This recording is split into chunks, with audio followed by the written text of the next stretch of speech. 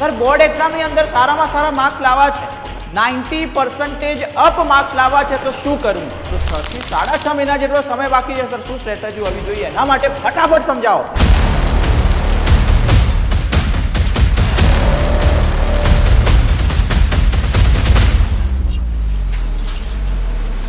Hello વિદ્યાર્થી મિત્રો, કેમ છો બધા ભાઈ? સર શું મજામાં યાર. હવે તો સર બોર્ડ એક્ઝામના સર હવે થોડાક જ મહિના બાકી રહ્યા છે, તો હવે કરવું શું? સર બોર્ડ એક્ઝામની અંદર સારામાં સારા માર્ક્સ લાવવા છે, 90% અપ માર્ક્સ લાવવા છે, તો શું કરવું? એના માટે હવે સ્ટ્રેટેજી કેવી હોવી જોઈએ? ફક્ત ને ફક્ત કેટલા મહિના બાકી છે ભાઈ? ગણતરી કરીએ આપણે. ઓગસ્ટ તો ભાઈ ચાલી રહ્યો છે, સપ્ટેમ્બર, ઓક્ટોબર, નવેમ્બર, ડિસેમ્બર, જાન્યુઆરી, ફેબ્રુઆરી, બરાબર 6 મહિના જોવા જઈએ તો આની સાથે ગણવું હોય તો તમે 7 મહિના ગણી શકો, પણ ભાઈ આ પણ અડધો તો હવે નીકળી ગયો અને ફેબ્રુઆરીના એન્ડિંગમાં પરીક્ષા છે, એટલે 6.5 મહિના જેવું આપણે ગણી શકીએ, બરાબર. તો 6 થી 6.5 મહિના જેટલો સમય બાકી છે સર. શું સ્ટ્રેટેજી હોવી જોઈએ એના માટે ફટાફટ સમજાવો. વાત કરી લઈએ આપણે. તો આ આપણે વાત કરી રહ્યા છીએ જે લોકો 12th સ્ટાન્ડર્ડમાં છે, જેને સાયન્સ રાખેલું છે, બરાબર, અને 90% લાવવા માંગે છે ગુજરાત બોર્ડ એટલે કે બોર્ડ એક્ઝામની અંદર. 6 મહિના જેટલો સર સમય બાકી છે, તો એની અંદર કેવી સ્ટ્રેટેજી હોવી જોઈએ? હવે 6 મહિના એટલે ગણી લો આપણે, તો 6 ગુણ્યા 30 એટલે 180 દિવસ બાકી સાહેબ. ઓહો સાહેબ, અમને તો એમ હતું હજુ 1 વર્ષ બાકી છે. ના ના ભાઈ, હો મેન્ટાલિટી એવી કાઢી નાખ. 180 દિવસની અંદર મેઇન તમારા સબ્જેક્ટ કેટલા છે? 3 સબ્જેક્ટ. કયા sir 3 subject? Physics, chemistry, maths or biology.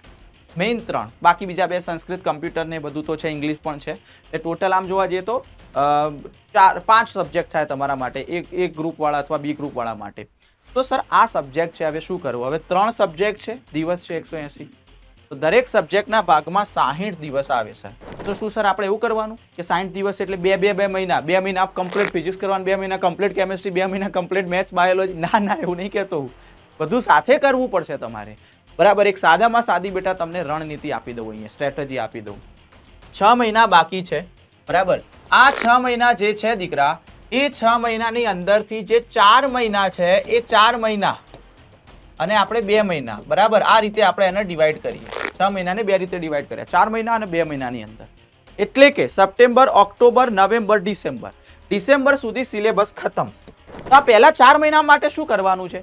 પહેલા તો તમે દરરોજના જે લેક્ચર આવતા હોય, બરાબર, તમે જે રીતે ભણતા હોય, સ્કૂલ, ટ્યુશન અથવા ઓનલાઈન ક્લાસ, ગમે તે રીતે, તો એ લેક્ચર જોઈ લો બેટા.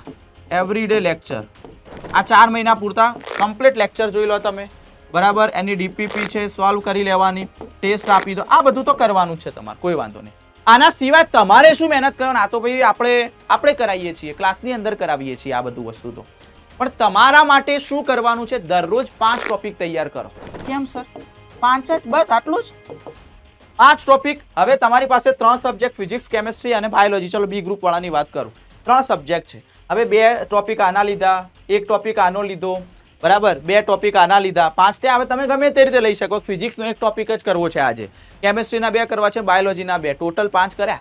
5 સર ટોપિક કરવાથી કંઈ જ નહીં થાય, બધું જ ઘણું બધું થશે. તમે વિચારો 4 મહિના છે, 4 મહિનાની અંદર દિવસો કેટલા હોય? 120 દિવસ. હવે 120 દિવસમાં તમે 5 ટોપિક કરો છો, એટલે કેટલા થયા? 600 ટોપિક. ભાઈ લાયા સર, હો લાયા.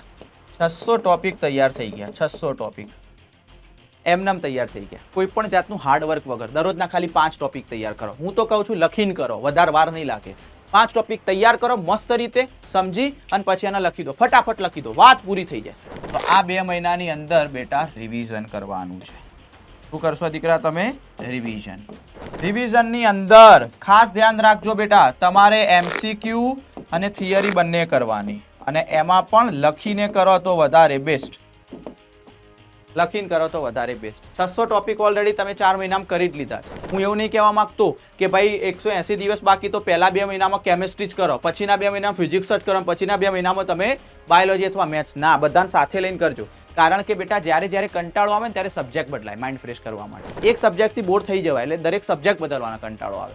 એક દિવસમાં 5 ટોપિક તમે કઈ રીતે? ફિઝિક્સના કેટલા લો, કેમેસ્ટ્રીના કેટલા, બાયોલોજીના કેટલા.